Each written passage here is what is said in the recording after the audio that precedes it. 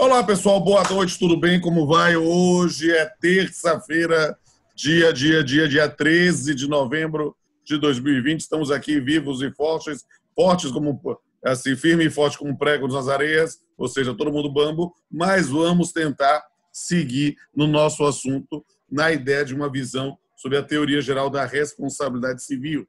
E aí, o que é que eu quero trabalhar na aula de hoje? Não havendo pendências de dúvidas ou aprofundamentos em relação à aula anterior, a minha ideia é a gente compreender um pouco mais a noção dos elementos do nexo de causalidade para pensar na questão das excludentes de responsabilidade, das modalidades específicas de responsabilidade civil e pensar em responsabilidade civil por fato de terceiro, fato da coisa e do animal. E aí a gente pode arrematar a teoria geral da responsabilidade civil, deixando a casuística para depois, para começar já a teoria geral dos contratos na semana que vem para a nossa aula prolongada. Combinado? Está todo mundo vivo aí? Beleza aqui. Quero registrar aqui a presença de Kézia, que participou lá do clipe semana passada. Foi bem legal. Boa noite a todos. É Jade que fala. Presente, né? E aí teve também Lívia, que não está aqui na sala, mas participou. Espero que fique legal. Vamos ver se até o final desse semestre letivo suplementar vocês têm acesso ao clipe. Acho que foi bem legal a coisa. Gente, o que eu preciso entender? Nas aulas anteriores, nós explicamos toda a base da teoria geral da responsabilidade civil, né? Explicamos o que é a responsabilidade civil e vimos seus elementos, né, fundamentais. A ideia da conduta humana, que é uma característica da minha doutrina com Pablo, né, mas que tradicionalmente a gente identifica com o ato ilícito. Vimos a questão do nexo de causalidade, né, que é importante também, em especial para o dano, especificamente. E, salvo engano, na aula passada a gente conseguiu, né, embora a gente tivesse uma coisa mais de uma revisão ou aprofundamento, a falar um pouco sobre culpa, não foi? Falamos sobre culpa na aula passada, não foi, Ricardinho? Confere? Então, aí nós temos aí, literalmente, os elementos da responsabilidade civil. Lembrando que, no campo da responsabilidade civil objetiva, basta a conduta, o nexo e o dano, né? Na responsabilidade civil subjetiva, o indivíduo vai ter que também discutir o elemento prova, né? Vai ter que provar o elemento prova, aí depende. Por quê? O elemento culpa, né? Por quê? Porque, às vezes, você tem situações de culpa presumida, como é o caso da responsabilidade civil contratual, quando é subjetiva. Beleza? Todo mundo está entendendo aí? Ótimo. E aí, o que é que eu quero trabalhar com vocês, seguindo a linha aqui do livro? Compreender que, quando a gente estuda a ideia da responsabilidade civil, seja a subjetiva, seja a objetiva, a gente precisa discutir um pouquinho sobre as chamadas cláusulas de excludente, causas excludentes de responsabilidade civil, entre elas a cláusula de não indenizar. Por quê? Porque, na verdade, a gente precisa entender que, quando nós falamos de hipótese em que demonstrada a presença desses elementos da conduta, do dano em especial, muitas vezes no campo da sua advocacia, principalmente se for uma advocacia empresarial, você tem que compreender muito o tema das causas excludentes de responsabilidade. Por quê? Porque elas, a priori, podem, mesmo tendo sido configurado o dano, você ter uma hipótese de afastamento da responsabilização. E quais são essas hipóteses que estão espalhadas no Código?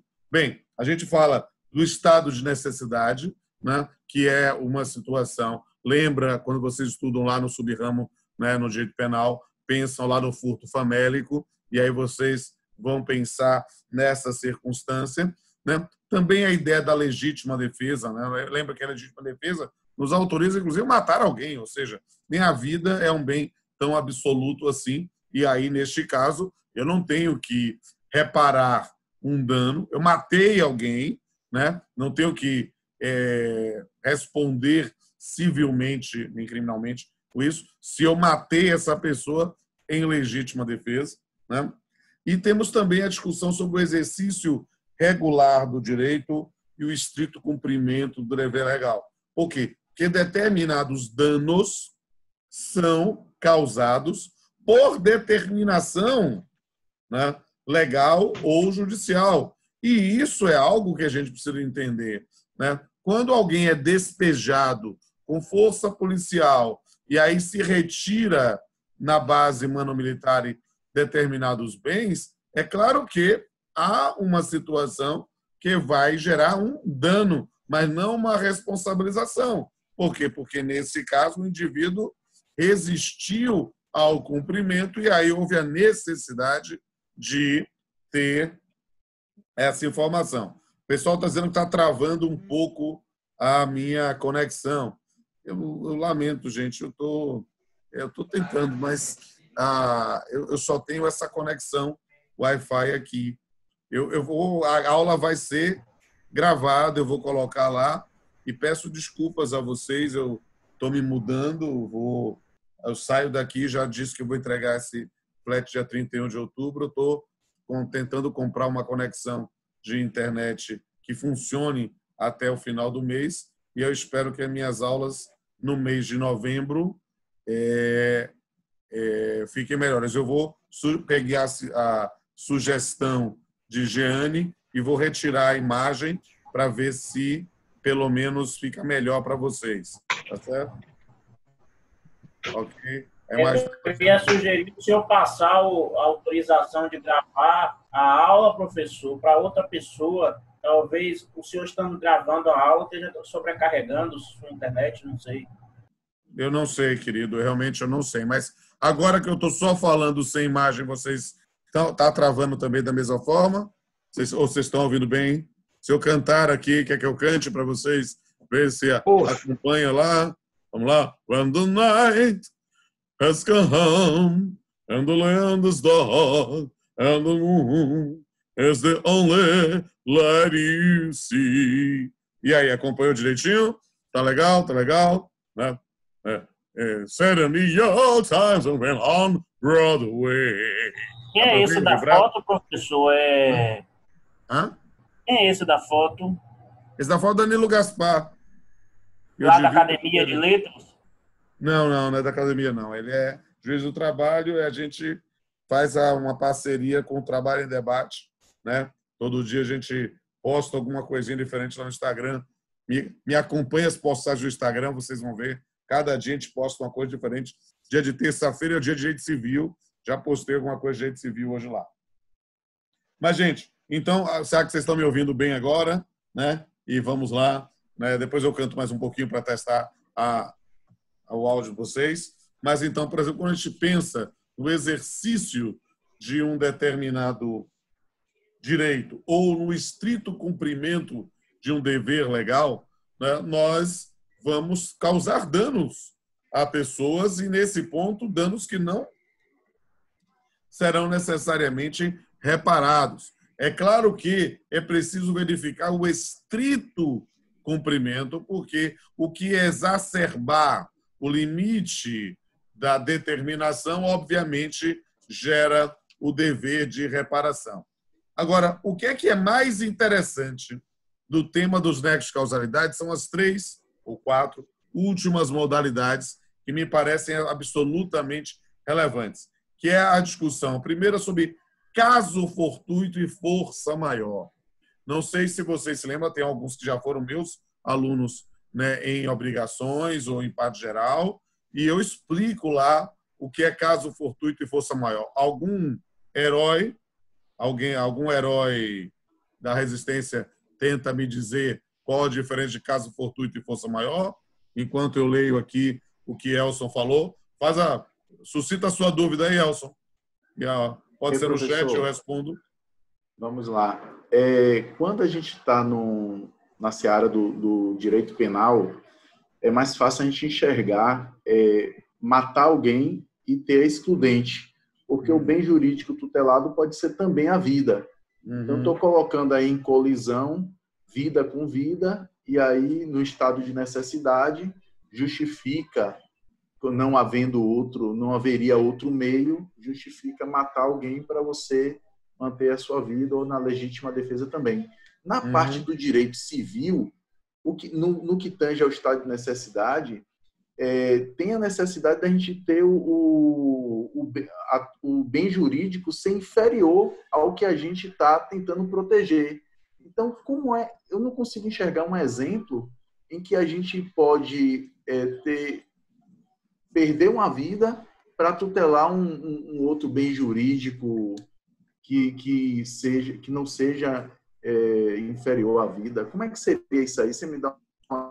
Querido, acho que, na verdade, você está esquecendo que, na verdade, não há uma diferença ontológica entre a responsabilidade civil para a responsabilidade criminal. Quando aquela que está num país que é meio sem lei e é um país que há um descrédito nas instituições como um grande todo. Mas perceba, quando a gente fala de um homicídio, né, quando a gente fala do ato de matar uma outra pessoa, né, não há só responsabilização criminal, há responsabilização civil também, né? Há previsão específica de reparação, inclusive de pensão vitalícia, se você matar outra pessoa. É claro que a gente, num país de marginais, num país de impunidade, e num país com uma grande herança, ou, digamos assim, um grande desnível social, a gente muitas vezes só pensa na persecução criminal. Mas o fato é que quando alguém mata outrem e que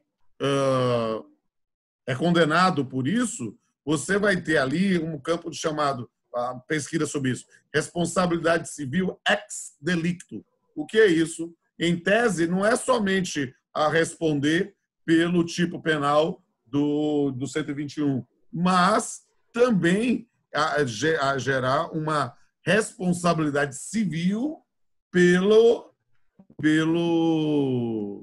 dano que sofreu. Não, o cara morreu, mas as vítimas, na verdade, aos familiares deles, né? Então, você mata um jovem, em tese, né, o indivíduo que matou é obrigado a reparar, inclusive, com a possibilidade de pensão vitalícia em relação a essa força de trabalho que deixa de existir. Entendeu, Elson? Entendi. Foi o que aconteceu com a cervejaria, a Baker, em Minas Gerais, não é, professor? Ela foi, inclusive, em alguns dos processos, foi justamente solicitado pensão, porque teve gente que ficou inválida para o resto da vida e teve gente que morreu. E essas pessoas, inclusive, solicitaram pensão, porque os mortos eram chefes de família, eram responsáveis por cuidar de algumas famílias. Isso, querido. Isso, Jane. Esse aspecto da responsabilidade civil com a morte é tranquilo da enxergar. O que eu estou falando é um exemplo em que você tira uma vida e se enquadra no estado de necessidade e na legítima defesa no direito civil. Era essa que é a dúvida que eu tinha, assim, mas eu não enxergando a própria vida como sendo tutelada pelo direito civil, né? É claro. Que foi a pergunta anterior. Entendeu? Mas, claro... Mas só para facilitar um pouco sua vida, querido, dê uma olhada, por gentileza, no artigo 948 e seguintes. Mas 948 é específico do que eu mencionei. Olha lá. No caso de... Estão falando da indenização da responsabilidade civil. No caso de homicídio, a indenização consiste, sem excluir outras reparações, 1. No pagamento da despesa com o tratamento da vítima, seu funeral e o luto da família. 2. Na prestação de alimentos às pessoas a quem o morto os devia, levando-se em conta a duração provável da vida da vítima. Captou? Sim, sim. E o que é interessante? Deixa eu pular aqui um dispositivo para ir para o 950, né? Porque quando a gente pensa e que pode ser para um critério por acidente do trabalho, né? E é um critério que pode ser levado em consideração também, né? Vai lá. Se da ofensa resultar efeito pelo qual o ofendido não possa exercer o seu ofício ou profissão, ou se lhe diminua a capacidade de trabalho, que a gente fala de perda de capacidade laboral ou perda de capacidade laborativa, entendeu?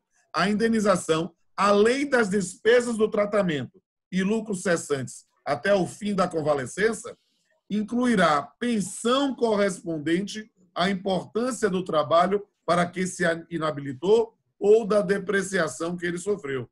Ou seja, a previsão específica nos artigos 948 e 945 como parâmetros, que eu não vou chamar de tarifatos, porque, na verdade, são sugestões de parâmetros para a quantificação. Pegou, Elson? Ok, perfeito. Beleza, obrigado, meu velho. Estou à sua disposição. voltando à vaca fria, né? E para quem entrou depois, como o meu sinal está muito ruinzinho, o pessoal pediu para eu tirar o vídeo, não somente porque aí, no caso, está sendo um atentado à estética pela minha evidente falta de beleza, mas aí de mim só me sobra a voz. E aí eu digo, vocês se lembram da minha voz? Aí lá vai eu cantar alguma coisa aqui, né? O que eu cantei? Vamos dizer aí, sei lá. Sail on, silver girl, sail on boy, your time has come to shine, all your dreams along the way. Bem, eu canto um pouquinho, mas não de gaiatismo somente, só para vocês verem. Tá, a voz está projetando tranquilamente, contínua, sem nenhum tipo. Beleza, então, estou seguindo o barco. Nesse ponto, aí o que vocês precisam ficar ligados, gente? É que, caso fortuito e força maior, anota isso, porque isso em especial é a cara deste momento da pandemia. Caso fortuito e força maior são eventos imprevisíveis ou inevitáveis, né, que quebram um nexo de causalidade. Então, note, saindo um pouco do direito civil e indo lá para o direito do trabalho, onde eu atuo também com muita frequência, nós estamos discutindo muito a extinção de postos de trabalho em função da pandemia, né? E aí com a discussão dos efeitos pecuniários aí correspondentes. Por quê? Porque se alguém descumpre uma obrigação, e aí nós estamos no campo da responsabilidade civil contratual, ou nós geramos algum tipo de dano na responsabilidade civil extracontratual, mas isso decorreu, e aí é preciso demonstrar, fica ligado nessa expressão, o nexo de causalidade com um evento imprevisível ou inevitável, estaremos diante do caso fortuito e força maior, que aí exclui a responsabilidade civil. Agora, meus queridos, prestem atenção nisso, porque a pandemia não é um salvo-conduto para sair descumprindo obrigações, mas é um mote importante para talvez pensar em extinção de obrigações por situações de inevitabilidade ou imprevisibilidade. Eu fiz uma provocação e ninguém caiu na minha provocação. Eu quis saber qual é a diferença de caso fortuito e força maior, e é essa mesmo, não tem diferença, né? Ou seja, vocês silenciaram propositalmente, né? Isso era para ser uma piada, mas não funcionou muito, né? Então, nesse ponto, é dizer que a ideia de caso fortuito e força maior, na doutrina mais tradicional, se eu lembrar assim, Caio Maio da Silva Pereira, por exemplo, que ele pensava a força maior como elemento da natureza e o caso fortuito como um ato humano. Mas essa classificação não é a melhor. Por quê? Porque ela não tem respaldo legal específico e também para não confundir com o ato ou o fato de terceiro. Aqui nós estamos pensando realmente em eventos que sejam inevitáveis, e aí a gente identifica a força maior nisso, ou imprevisíveis, no caso fortuito. Ou seja, se vocês querem conhecer a doutrina de tio Pablo, tio Pablito e tio Pamplona, né? Força maior, inevitabilidade, caso fortuito, imprevisibilidade. Há alguma diferença dos efeitos jurídicos? Nenhuma. Para essa matéria, obrigações 2, tá? Neste momento, aí porque pode ser que alguém pergunte, aí eu vou puxar uma nota de rodapé. Pedro, anota aí, para botar na nota de rodapé aí do seu caderno ou das suas anotações, que a expressão caso fortuito, notadamente no campo do direito administrativo, mas também um pouquinho no campo das relações de consumo, né? Muitas vezes é desdobradas em fortuito interno e fortuito externo, que é, na verdade, uma distinção sem previsão legal, mas que, na verdade, quer se dar uma gradação ao grau de imprevisibilidade. Então, dizer assim, olha, quem pode prever que você, andando, né, com um carro, o freio vai falhar? Pô, velho, não dá para saber isso. Agora, é aquela empresa que faz todo um check-out todo dia em relação a isso, né? Isso pode gerar uma determinada hipótese de prevenção e não acontecer. Mas perceba, o freio falhou por causa de um defeito de fabricação que não dá para localizar a olho nu, só com uma técnica muito apurada. Ou seja, o caso fortuito aí é interno, não tem como fugir dele, né? Ao contrário da outra, que poderia eventualmente ser sanada com uma maior periodicidade na prevenção. Não sei se deu para entender, mas é algo que às vezes gera algum tipo de discussão do grau, ou seja, de gradação de responsabilização. Mas preciso dizer desde já que esse tema do caso fortuito e força maior tem sido muito invocado nesse período da pandemia.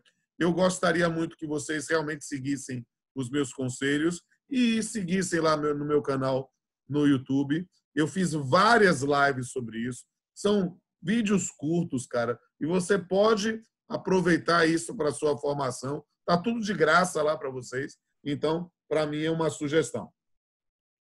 Outra hipótese que quebra nexo causal, anote isso, Pedro, é a questão da culpa exclusiva da vítima. Essa aqui é muito importante, porque culpa exclusiva da vítima significa que, aparentemente, a atividade gera uma responsabilização, mas naquele caso concreto, você pode dizer que a empresa tomou todas as cautelas e só aconteceu porque a vítima se jogou lá. Imagine, por exemplo, e aqui eu dou o exemplo que é legal específico, que é da Lei Brasileira de Atividade Nuclear, né? Imagine que você tem lá Angra 2, né? E aí alguém se joga lá na usina nuclear brasileira, no meio do reator, sei lá, invade alguma coisa, dribla a segurança, ou ao contrário, ela também ela, sei lá, pratica atos de violência e quer se suicidar lá. Ora, essa é uma situação que, mesmo sendo a atividade nuclear uma atividade evidentemente de risco com responsabilidade civil objetiva, se a culpa é exclusiva da vítima, não há responsabilização.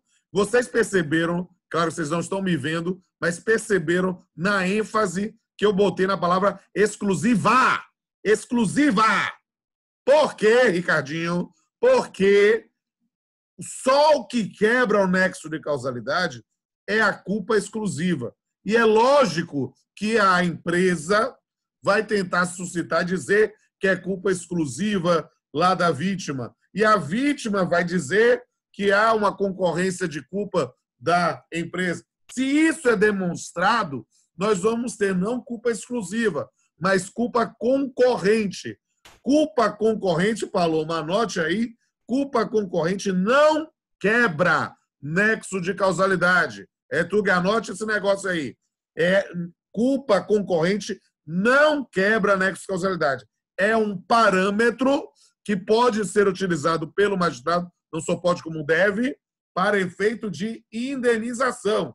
Ou seja, culpa exclusiva, e vou dar a ênfase exclusiva, locutor, rádio educadora, culpa exclusiva da vítima quebra nexo de causalidade. Culpa concorrente, não. É apenas parâmetro para uma eventual diminuição da indenização. Estão ligados nisso? Professor? Pois não?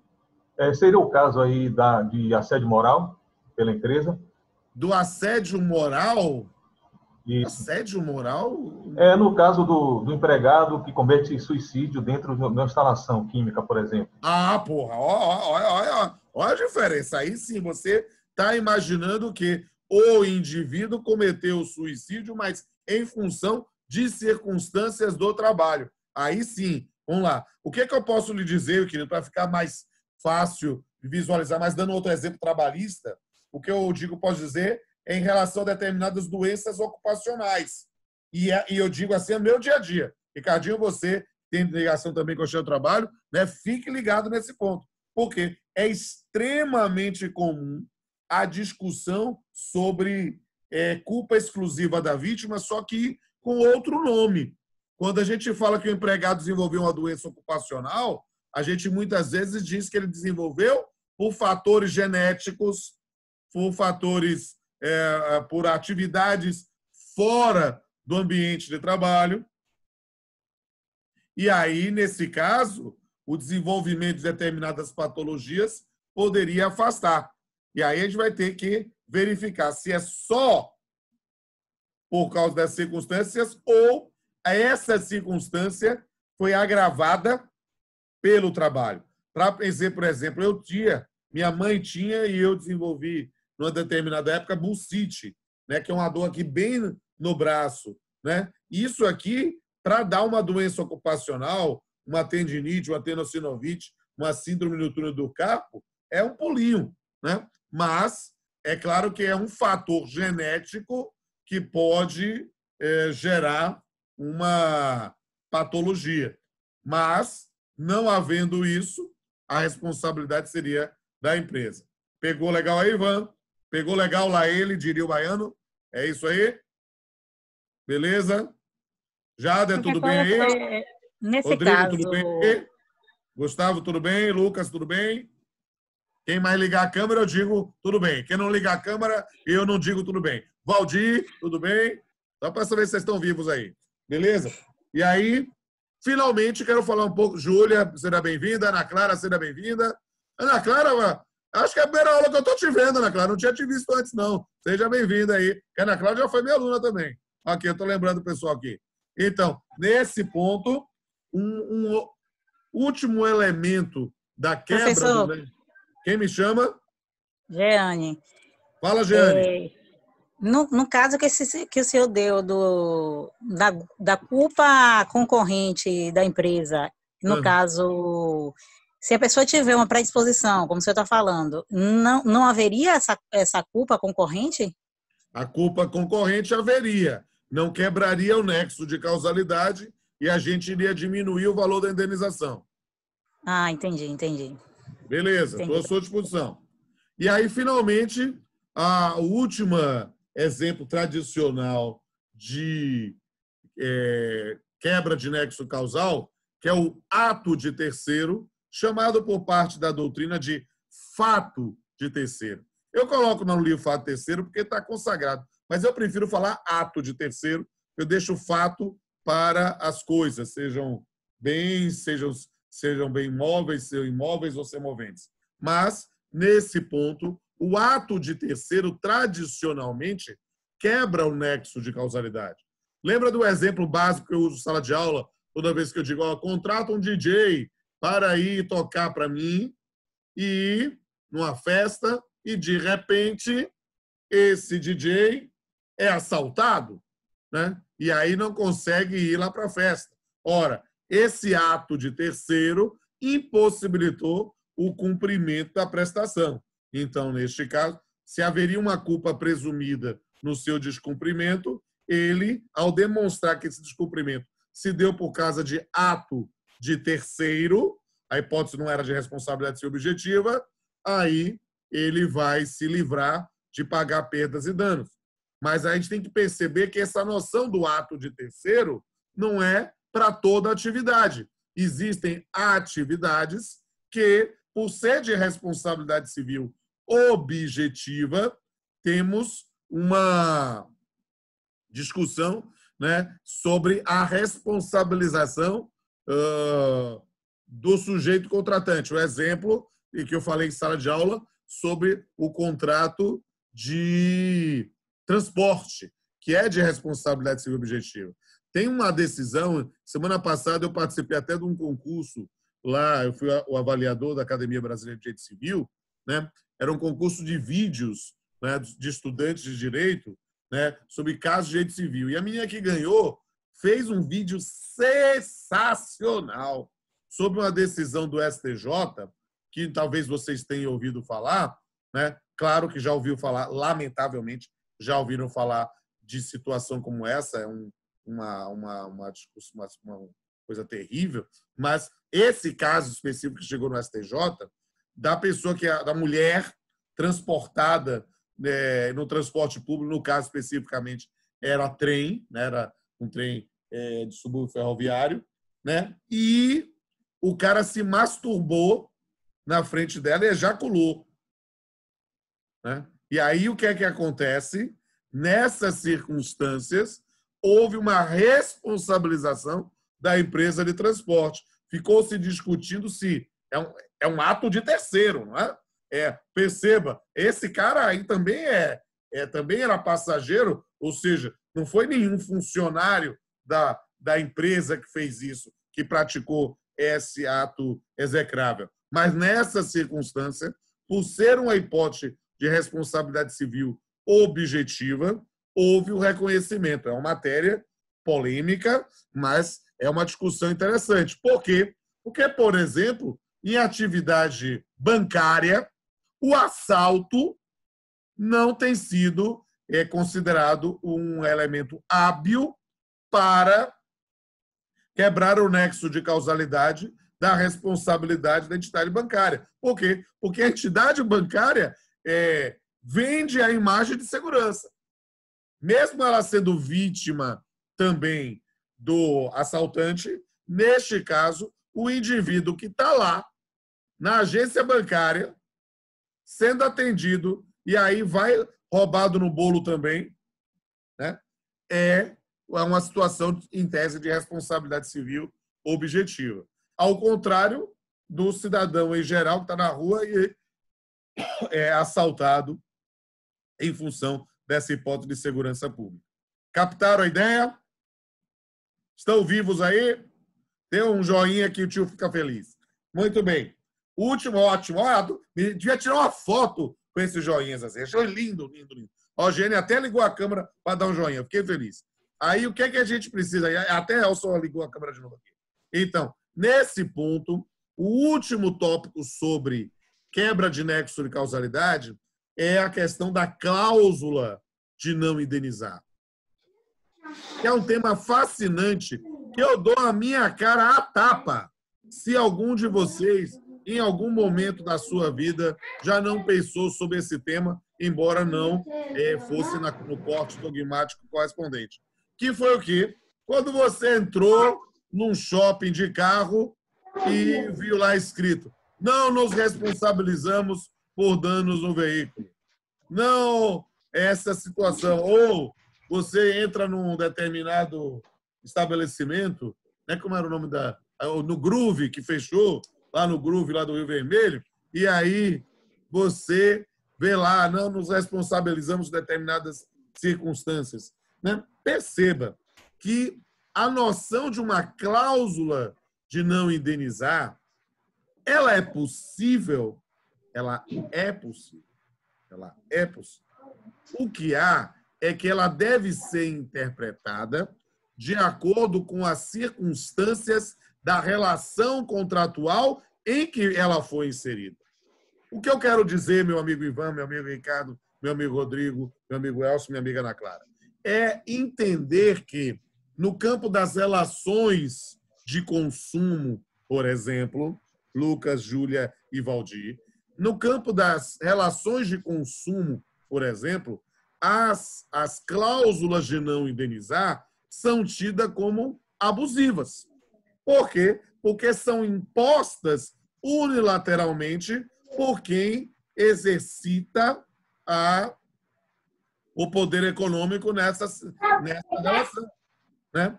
Aí você diz, então não pode nunca. Pode, seja bem-vindo hoje. Né? Então, nesse ponto, alguém tem uma criança aí participando, não tem o menor problema, mas só para dizer, né? Nesse ponto, o que é comum ter a cláusula de não indenizar?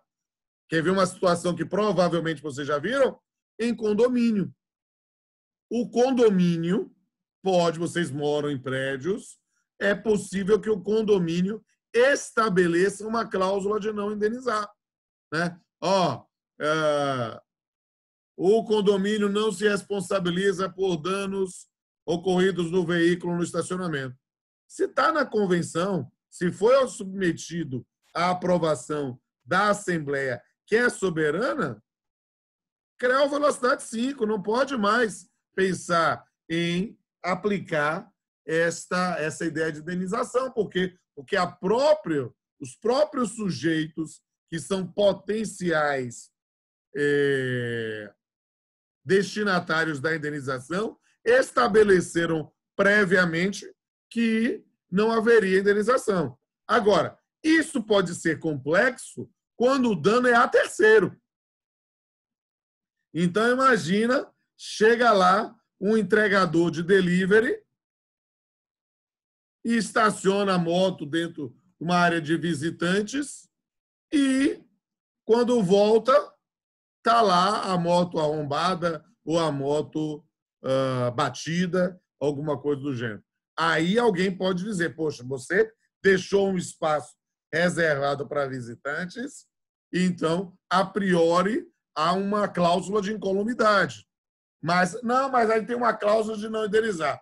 Ela somente pode ser exigível sem nenhum tipo de discussão em relação aos condôminos, mas não em relação a terceiro. E aí, Ana Clara pergunta, que eu esperava que tu me perguntasse, o estacionamento no shopping. Pago ou não pago, perceba que se trata de um serviço, né? O estacionamento ser pago ou não ser pago é irrelevante. O fato é que o estacionamento não pode se negar a indenizar, né?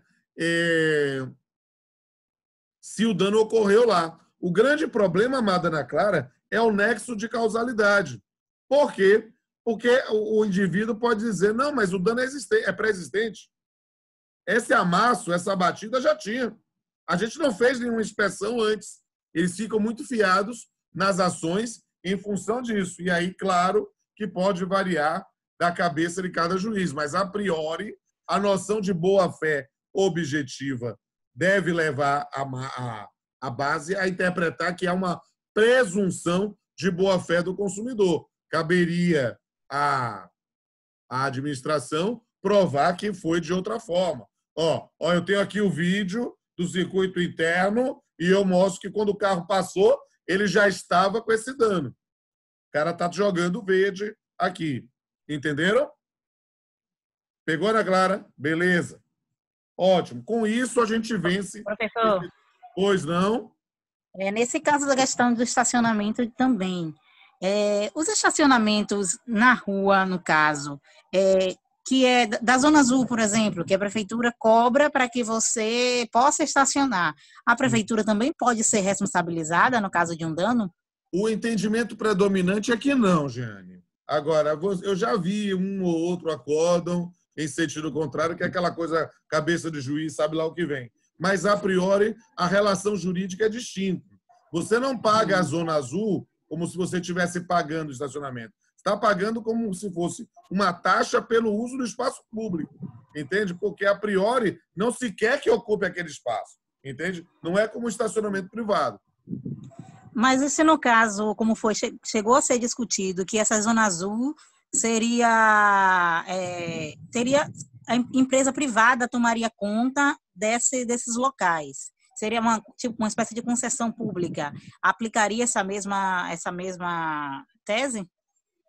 A empresa privada está fazendo o quê, meu amorzinho? Ela está no caso, essa Zona Azul, quem tomaria conta seriam empresas privadas e não mais a prefeitura. Chegou a se discutir. Deixa eu explicar a sua palavra, porque a expressão que você está utilizando é uma expressão que tem um significado jurídico e talvez você não esteja percebendo. Tomar conta é dever de vigilância. Você quer dizer que a empresa é a responsável pela cobrança das taxas de Zona Azul? Não tem resposta. Isso. Não, a resposta não seria diferente. Entende? Agora, se for estabelecida uma determinada concessão em que, entre as atribuições, esteja cuidar da incolumidade dos carros, aí já mudou a figura, entende? Entendi. Beleza, princesa? Entendi, Estamos obrigada. aí à disposição. Aí a sua pergunta, é possível exigir que o shopping e o mercado mostrem as câmeras para avaliar se houve a colisão do estacionamento deles. Essa é uma questão interessante, Elcio, e é possível sim, mas a priori a lógica na relação de consumo é inversa. Você, como consumidor, não precisaria fazer isso. Há uma presunção de que você fala a verdade e que o carro entrou sem esse dano. Quem teria o interesse, porque aí é uma lógica de inversão de ônus à prova, quem teria interesse de demonstrar que você já tinha o dano anteriormente é o shopping ou o mercado, entendeu? A loja, digamos assim, só para eu dizer aqui, sem fazer identificação, porque muitos de vocês estagiam e aí vão fazer uma associação rápida e eu não posso fazer isso porque na condição de professor, claro, eu não estou na condição de juiz, mas a gente sabe de 2, 3 ou 4 magistrados da Justiça Estadual que têm uma postura muito diferente dos demais que aplicam o Código de Defesa do Consumidor. É como se eles esquecessem que existe o CDC e aí acaba, vou usar uma expressão meio chula, acaba dando ferro no consumidor sempre. Mas, tirando esses, eram 2 ou 3 ou 4, né? O resto segue as regras do CDC, que são protetivas mesmo. Ricardo, de cara, já identificou quem é, eu sei que outros também identificaram, né? Mas eu não posso falar. Eu já ouvi falar. Você invoca a quinta emenda norte-americana o seu direito de ficar calado, não é, Ricardo? Exatamente. Não vou falar de juiz, não. Tenho medo de juiz. Ok.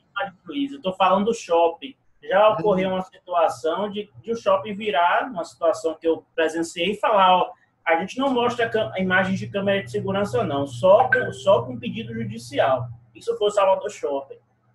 De shopping eu não tenho medo, não, falo. Aí você processa o shopping. Aí só processando, né? Exatamente. Pediu uma inversão do ônus da prova, não, porque um colega perguntou sobre a questão das câmeras, de solicitar.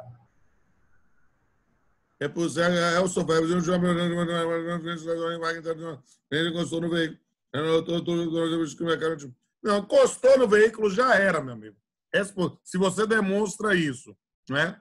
Pode a responsabilidade do shopping, sim. Beleza? Tudo certinho aí, Júlia? Tudo certo, Valdir? Vamos em frente, vamos embora. Nesse ponto, já são 8h52, vamos lá. Eu já fiz, na aula passada, considerações sobre responsabilidade civil subjetiva e sobre responsabilidade civil objetiva, não foi?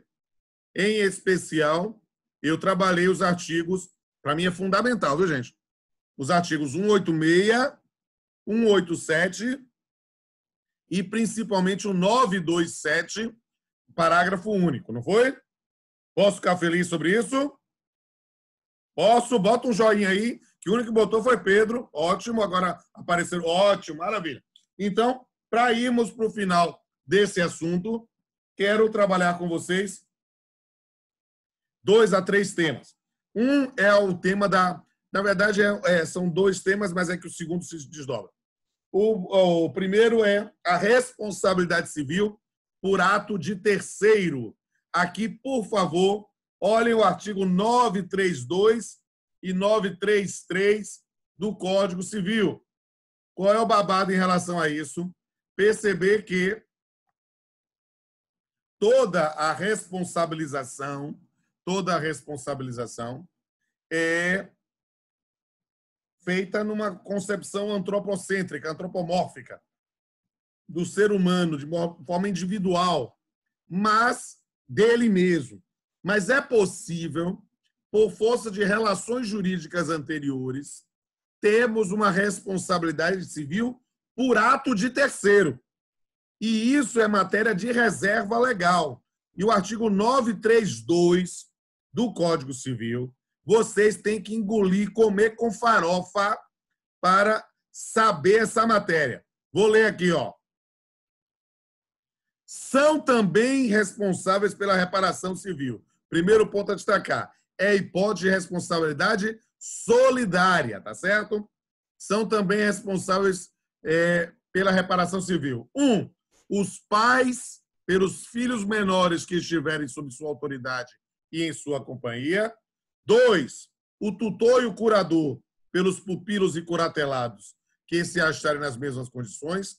3, o empregador, ó, aqui esse próprio exemplo do meu dia a dia com o juiz de trabalho, o empregador ou comitente, por seus empregados, serviçais e prepostos, no exercício do trabalho que lhes competir, ou em razão dele. 4, os donos de hotéis, hospedarias, casas, estabelecimentos onde se albergue por dinheiro, mesmo para fins de educação, pelos seus hóspedes, moradores e educandos. E 5, os que gratuitamente houverem participado nos produtos do crime até a concorrente quantia. São hipóteses de responsabilidade civil por um ato de uma outra pessoa que não você. Mas, em função dessa relação jurídica, o artigo 933 do Código diz que você vai responder objetivamente. Tá ligado, meu velho?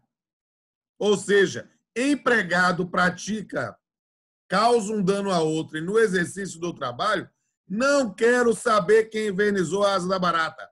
O empregador responde objetivamente. 932 e o terceiro, combinado com 933. Captaram? Eu não quero saber. Um moleque sem vergonha, de 10 anos de idade. Quem tem filho aí pequeno? Aí é para pegar uma... Você, Ivan, quantos anos tem seu filho? Faz o desenho aí. Eu tenho 3. 3 anos, muito bem. Não, eu tenho 3. Um de 10 e 2 de 15. Pronto, o de 10, muito bem. O Ivan Neto lá, o de 10, né, o mais velho dele. Vai o Ivan Neto, aí o Ivan Júnior dizendo assim, ó, ele é fofinho, não sei o quê. Que nada, salafrário, sem vergonha, descarado, esse moleque de 10 anos, e aí fica lá jogando papel higiênico molhado nas pessoas, fazendo lá, furando o pneu do pessoal, pintando o horror. Ivan, você é responsável, meu filho. Você não cuidou do menino, problema seu, meu filho. A responsabilidade civil é sua. E você, quem pariu o Matheus, que balance, e você que botou os meninos no mundo, você também tem que estar ligado nesse ponto. E aí você diz, mas eu não tenho culpa, o moleque virado no molho de coentro. Não me interessa. Você responde objetivamente. Tá ligado nesse negócio? Só tem uma hipótese que aí você não vai pensar numa responsabilização dele. Imagine que tivesse patrimônio. Imagine que o filho de Ivan aí com uma outra mulher lá que ele tenha, mas que já morreu lá e que deixou um patrimônio só para esse menino de 10 anos aí. E o menino é virado molho de coentro, amarrou Ivan, roubou o dinheiro da casa. O Ivan também é vítima. Aí o artigo 928 do Código Civil admite uma situação excepcional de responsabilidade civil direta do incapaz. É uma previsão nova, quer dizer, do Código Civil 2002, não tem muita doutrina sobre o tema, mas é uma coisa interessante para quem gosta assim, de direito e informática, lá, quem é aluno do professor Marco Aurélio, essas coisas assim, gosta de hacker, por exemplo, responsabilidade civil do hacker. Muitas vezes os hackers, os crackers, os caras têm 10, 12, 14 anos, tudo menor de idade, e uns monstros destruindo as coisas, né, no ponto da internet. Então, ele pode pensar em responsabilização direta no caso do ato infracional, que é como o tipo penal se enquadra para o menor, né? Beleza. Professor? Quem me chama? Sou eu, Ivan. Por coincidência... Ó, Ivan já vai fazer consultório sentimental aqui. Já está assustado com o menino. Fala aí. Não, até para exemplificar o que o senhor falou aí agora, é que as aulas agora na escola são à distância, né? E usam assim, várias plataformas, né? E no início, a escola dos meus filhos usaram muito o YouTube, né? Que é uma plataforma meio aberta, né? É aberta e você não tem muito como filtrar quem vai participar. E um jovem, que a gente descobriu depois que era de lá do Paraná, invadiu a sala e começou a ofender as pessoas, os alunos dentro da sala, né? Então, nesse caso, seria um exemplo, né? De que você poderia responsabilizar... Esse aí, cara, Ivan, eu vou dizer com absoluta liberdade e a maior honestidade possível, não sei. Porque eu já ouvi falar dessa situação é algo que é absolutamente novo. Nós estamos trabalhando com uma ideia de um mundo virtual diferenciado que nem todos tínhamos acesso. Então, há nesse ponto algumas discussões. Esse é um tema da... Ó, então, com aquela ideia, nem elaborei ainda, quero ver se eu elaboro. Falou que vem quem tem mais aula. Mas, em vez, quem quiser fazer prova, faz prova, mas quem quiser fazer um artigo, eu achava que seria interessante. Pô, esse é um tema sensacional para você fazer um artigo, velho. Né? Porque é um tema absolutamente novo, né? A gente tem que pensar como é que seria essa responsabilidade nesses meios de comunicação. E eu realmente não sei a resposta ainda não, velho. Não vou dar uma de... Sabe, tem professor que é boçal, que mais... Não, no meu entendimento isso. Rapaz, não sei não.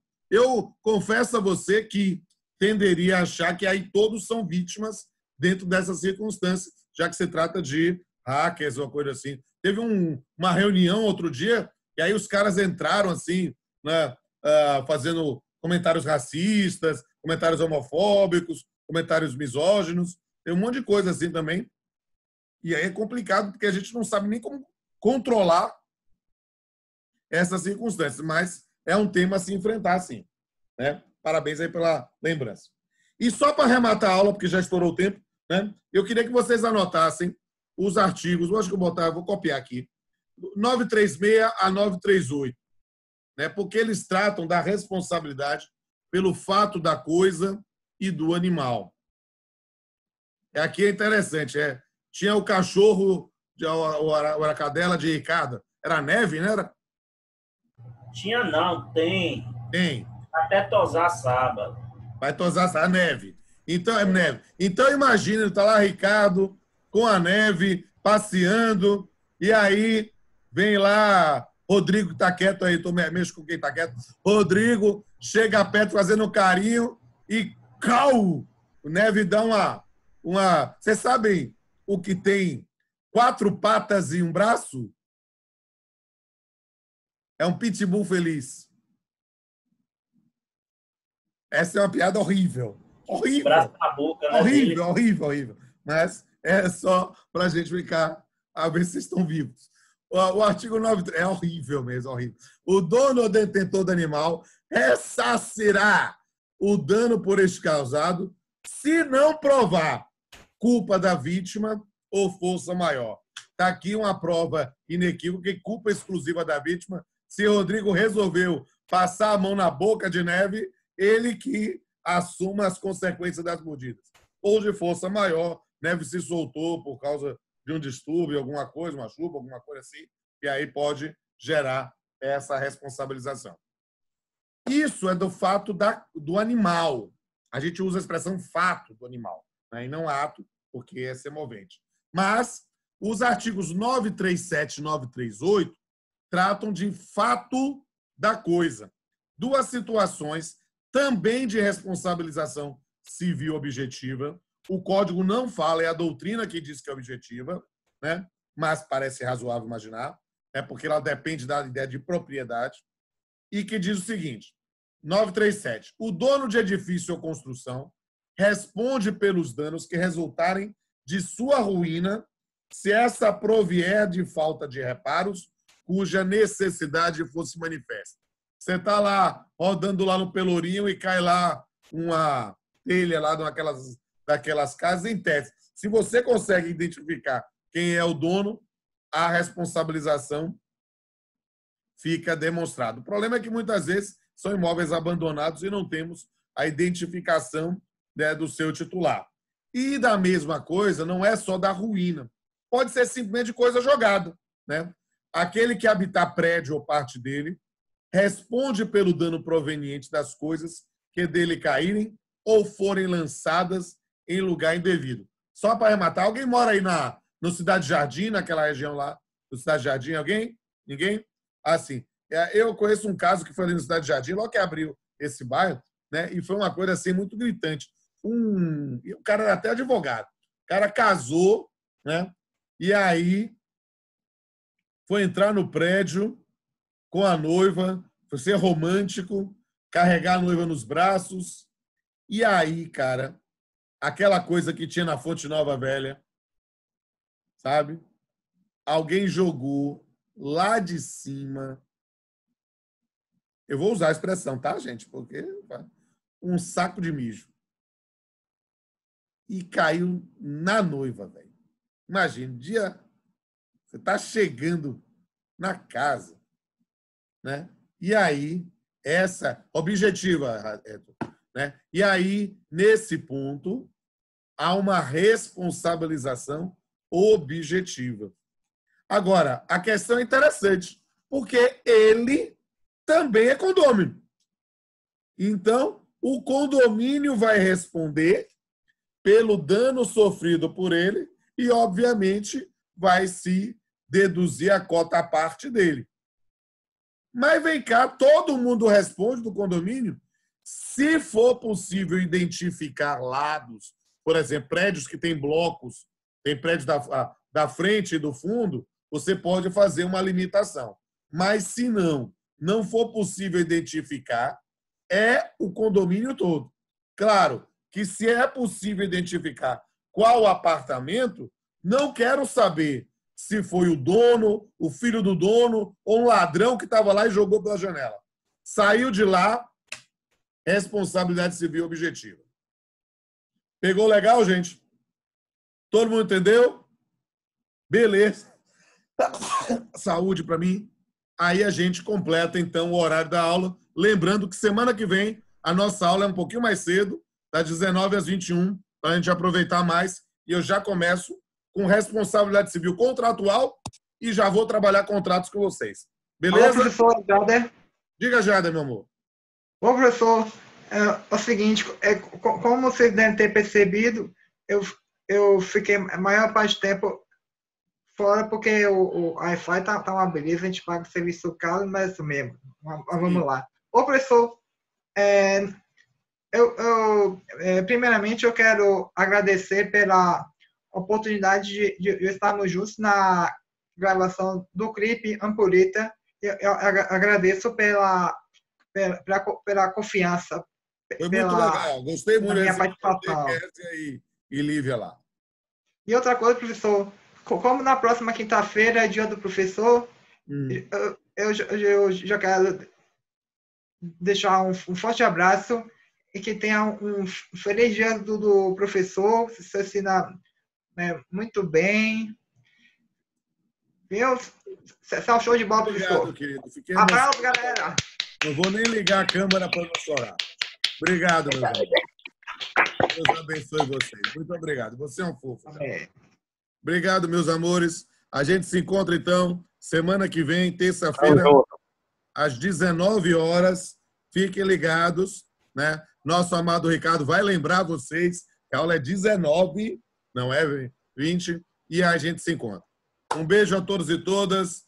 Bom final de semana. Tchau, galerinha. Beijão para todos. E um beijo também para todos os outros professores e professoras que vocês conviverem. Boa noite. Boa noite. Boa noite. Boa noite a todos. Boa noite, querido.